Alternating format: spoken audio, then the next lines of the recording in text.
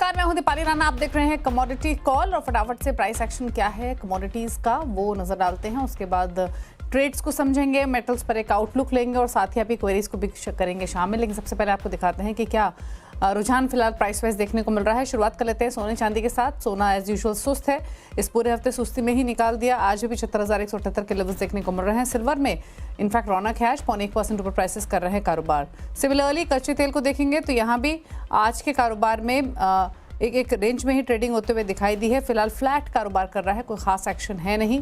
लेकिन natural gas यहाँ पर गिरावट दिखी है आज के कारोबार में। यहाँ पर प्राइसेस 0.2% नीचे कर रहे हैं ट्रेड। लेकिन अगर बेस मेटल्स को देखेंगे तो कॉपर, लेड, एल्यूमिनियम, जिंक चारों ही लाल निशान में ट्रेड कर रहे हैं। 1% तक की गिरावट देखने को मिल रही है। और इनफैक्ट इस पूरे हफ्ते हमने प्रॉफिट टेकिंग ही बेस मेटल्स में आते हुए देखी है। और कई दिनों से हमने देखा कि पहले चाइना स्टिमुलस पैकेज की खबरों के बीच में तेजी बनी, अनाउंसमेंट हुई और उसी ट्रिगर की वजह से प्रॉफिट टेकिंग देखने को मिल रही है। तो पहले मेटल्स पर ही चर्चा कर लेते हैं कि जो प्रॉफिट टेकिंग देखने को मिली है ये यहाँ से और एक्सटेंड हो सकती है क्या, क्योंकि ये सिर्फ घरेलू बाजार की ही हाल नहीं है। अगर आप एलएमई पर भी देखेंगे तो हमें बेस मेटल्स में प्रॉफिट टेकिंग देखने को मिली है। हमारे साथ एसएमसी ग्लोबल सिक्योरिटीज के एवीपी वंदना भारती बनी हुई है। वंदना नमस्कार, स्वागत है आपका। सबसे पहले वंदना, बेस मेटल्स कैसे देख रही हैं आप पूरे ही पैक को, क्योंकि प्रॉफिट टेकिंग इस पूरे हफ्ते चली है। विदेशी बाजारों में भी हमने बेस मेटल्स में गिरावट आते हुए देखी है। क्या आउटलुक बन रहा है मौजूदा स्तरों से? दीपाली, जिस तरीके से एक यूफोरिया क्रिएट हुआ था, चाइना ने स्टिमुलस दिया और रेट कट की बात हुई थी, तो वहां पे इम्प्लीमेंटेशन पार्ट में अभी क्लैरिटी नहीं आ रही है कि वो इसे इम्प्लीमेंट कैसे करेंगे। और फर्दर स्टिमुलस के लिए उन्होंने अभी कोई भी सिग्नल्स नहीं दिए हैं, जिसकी वजह से मार्केट में पैनिक आया। हैंगसेंग से लेके हम लोगों ने शंघाई को जितना ही जल्दी एक स्टीप राइज आता हुआ देखा था, वही स्टीप फॉल हम लोगों ने आता हुआ देखा है। तो कहीं ना कहीं वो यूफोरिया यहाँ पे मिसिंग है और प्रॉफिट बुकिंग का माहौल है। और मुझे लग रहा है कि यूएस इलेक्शन से पहले कोई बहुत बड़ा स्ट्रॉन्ग मूव यहाँ पे आएगा नहीं। तो मुझे लग रहा है कि थोड़ा-सा जो करेक्शन है अभी भी स्टिल यहाँ पे इंटैक्ट है बेस मेटल काउंटर में। आप देखेंगे कि आज एक रिकवरी करने की कोशिश करी थी यहाँ पे कॉपर में, फिर भी यहाँ पे गिरावट जो है वो कंटिन्यू रह रहा है।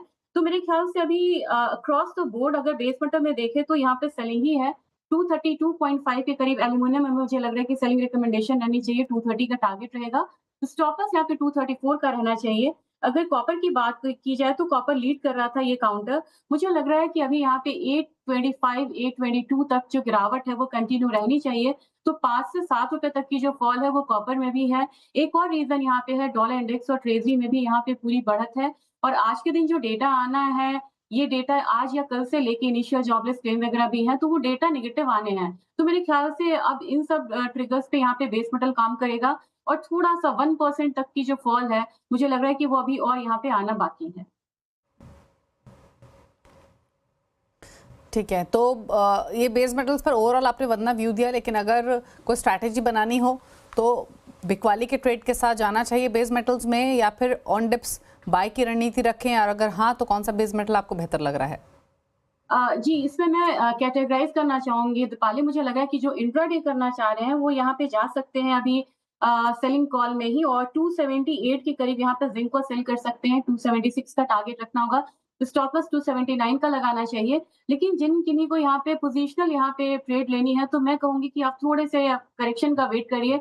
आपको एक बाइंग कॉल अच्छी मिलेगी। और कॉपर में मैं यहाँ पे सजेस्ट करूँगी कि इंट्राडे वाले भले यहाँ पे सेलिंग में हो, 825 का टारगेट रखिए, 822 का टारगेट रखिए। लेकिन वो काफ़ी अच्छा एक स्ट्रॉन्ग ज़ोन रहेगा जहाँ पे कॉपर फिर से सपोर्ट ले सकता है, क्योंकि यहाँ पे डेफिसिट जो है वो बढ़ रही है। तो मेरे ख्याल से यहाँ पे 822 पोजिशनल बायर्स के लिए बहुत बढ़िया लेवल रहेगा जहाँ पे बाइंग करनी चाहिए। पहला टारगेट 835 का होगा, दूसरा टारगेट यहाँ पे 842 का होगा। इसके लिए स्टॉप लॉस लगाना होगा 817 का। तो मेरे ख्याल से यहाँ पे दोनों ही काउंटर में, दोनों ही ट्रेड में, टाइम फ्रेम में यहाँ पे हम ट्रेड कर सकते हैं। और ज़िंक में मुझे लग रहा है कि यहाँ पे थोड़े से फॉल के बाद उसमें भी पोजिशनल बाइंग का मौका मिल सकता है। ओके, चलिए, तो आपको ट्रेडिंग स्ट्रैटेजीज बताई गई हैं बेस मेटल्स पर। लेकिन वरना इसके अलावा अगर कुछ ट्रेडिंग कॉल्स आपसे लेना चाहें तो एग्री नॉन एग्री पैक से कहीं नजर है क्या? जी दीपाली, यहाँ पे क्रूड में मुझे लग रहा है कि जिस तरीके से हरिकेन मिल्टन यहाँ पे है और वो कैटेगरी 5 की तरफ जा रहा है, तो मेरे ख्याल से यहाँ पे जो सप्लाई साइड है वो यहाँ पे डिस्टर्ब होगा फ्लोरिडा में। और यहाँ पे ये भी देखा जाए, जो पहले से जो कार्गोज है, 64 कार्गोज यहाँ पे ऑन बोर्ड है, वो आगे मतलब बढ़ नहीं पा रहे हैं हरिकेन की वजह से। तो मेरे ख्याल से यहाँ पे क्रूड में एक पॉजिटिव मोमेंटम जो है वो बना रहेगा।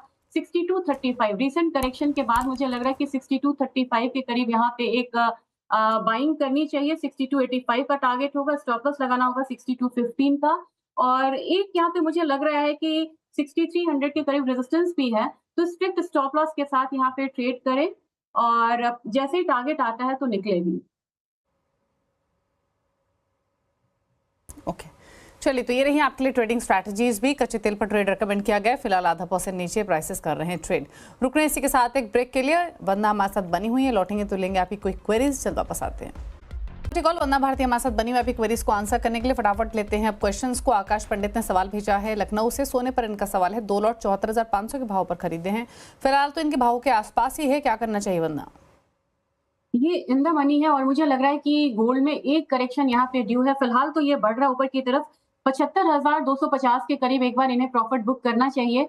और मुझे लग रहा है कि जिस तरीके से डॉलर इंडेक्स और ट्रेजरी बढ़ रहा है, एक नी जर्क रिएक्शन अभी गोल्ड में आना बाकी और प्राइसेस नीचे 74,700 भी आ सकता है। तो आप यहाँ पे प्रॉफिट बुक करके सेफली निकलिए। वैभव कुमार का सवाल है दिल्ली से चांदी पर, इन्होंने 2 लॉट खरीदे हुए हैं 88,500 के भाव पर। जानना चाहते हैं क्या करें इस पोजीशन में, साथ ही प्राइस पर एक आउटलुक लेना चाहते हैं कि यहाँ से प्राइसेस फर्दर सर्च हो सकते हैं या फिर नहीं। काफी ज्यादा फॉल आई है दीपाली, यहाँ पे सिल्वर में 96,000 से हम लोगों ने 88,000 तक आता हुआ देखा है। मुझे लग रहा है कि आज एक रिवर्सल है यहाँ पे, इतने ज्यादा फॉल के बाद प्राइसेस एक बार 89,800 के करीब भी यहाँ पे जा सकता है। यहाँ पे इन्हें प्रॉफिट बुक करना चाहिए, क्योंकि जिस तरीके से प्राइसेस अभी गिरी और बेस मेटल में भी फॉल है, तो कह सकते हैं कि एक बार प्राइसेस दोबारा 88,000 से लेके 87,500 वाला जो लेवल है वो यहाँ पे आता हुआ देख सकता है। तो मेरे ख्याल से यहाँ पे एक करेक्शन जो है वो बाकी है। आप जो भी अपसाइड मिल रहा है 90,000 के करीब इनफैक्ट आपको मिल सकता है, वहां पे आप निकलिए। दोबारा यहाँ पे करेक्शन आता है तो यहाँ पे बाय करना चाहिए। और ईयर एंड का टारगेट अभी भी यहाँ पे 96,000 से 98,000 का सिल्वर में होगा, क्योंकि इसमें जो दोनों साइड की मूव होती है बहुत स्ट्रांग होती है। तो जब रिवर्सल आएगा तो भी स्ट्रांग रिवर्सल आएगा। और ये भी न्यूज है कि यहाँ पे रशिया अब सोने के बाद यहाँ पे चांदी में जो बाइंग है उसमें काफी ज्यादा एग्रेसिव हो जाएगा। ओके, चलिए, मनोज शर्मा का सवाल है अब भोपाल से, उनका क्वेश्चन ले लेते हैं। जिंक पर 3 लॉट जिंक के खरीदे हुए 260 के प्राइस पर, क्या करें इस पोजीशन में? ये काफी इन द मनी कॉल है। 278 के करीब जिंक अभी यहाँ पे है। मेरे ख्याल से यहाँ पे 275 तक नीचे प्राइसेस आ सकता है। यहाँ पे आप प्रॉफिट बुक भी कर सकते हैं, एक से ज्यादा लॉट है तो आप यहाँ पे होल्ड करिए, क्योंकि मैंने कहा है कि करेक्शन तो फिलहाल है, लेकिन एक जो रिवर्सल है देखने को मिल सकता है बेस मेटल काउंटर में। तो अपसाइड में 282 से 283 तक प्राइसेस दोबारा जाएगा। एक से ज्यादा लॉट है तो एक लॉट को आप जरूर होल्ड करके रखिएगा, बाकी में आप पार्शियल प्रॉफिट बुकिंग कर सकते हैं करंट मार्केट प्राइस में भी। ओके, राम पवार का सवाल है रायपुर से, कॉपर पर 1 लॉट कॉपर का खरीदना है, भाव यहाँ से क्या और नीचे आ सकते हैं, ऑन डिप्स खरीदें या क्या रणनीति रखें? मैं इनसे कहूंगी कि इन्हें बाइंग करनी है तो एक मैंने सेलिंग रिकमेंडेशन ही दिया है आज के लिए, कि मुझे लग रहा है कि थोड़ा सा फॉल अभी यहाँ पे और रहेगा। इन्हें एक बार 825 से लेके 822 वाला जोन मिल सकता है नीचे का, वहां पे आप खरीदारी रख करिए। यहाँ पे आपका पहला टारगेट 835 का होना चाहिए। पोजिशनल कॉल होगी तो 842 का दूसरा टारगेट। जो स्टॉप लॉस आपको यहाँ पे लगाना होगा वो 818 रुपीज का होगा। मुझे लग रहा है कि आपको यहाँ पे करेक्शन पे कॉपर को बाइंग करना चाहिए।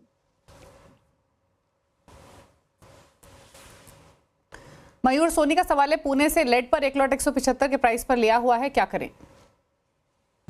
इनका भी जो पोजीशन है ये यहाँ पे फायदे में है। और लेड में हम लोगों ने 3 रुपए का गिरावट आता हुआ देखा था रिसेंटली। 185 186 के करीब ये कमोडिटी काफी ट्रेड हुई थी। मेरे ख्याल से लेड में रिवर्सल होगा, ज्यादा यहाँ पे रिएक्शंस नहीं आते हैं जैसे और बेस मेटल्स में यहाँ पे आ रहा है। तो लेड में एक बार आपको मतलब 102 दिन अगर आप यहाँ पे रुकते हैं तो 833.5 से लेके 844 तक के लेवल्स यहाँ पे मिलेंगे, वहां पे आप प्रॉफिट बुक कर सकते हैं लेड प्राइसेस में। ओके, तो ये सजेशन रहा लेड पर। 182 पर फिलहाल प्राइसेस कारोबार कर रहे हैं, ½ % नीचे, लेकिन ये स्ट्रैटेजी आपको रिकमेंड की गई है। हालांकि फिलहाल आपकी ये पोजीशन फायदे में कारोबार करते हुए दिखाई दे रही है।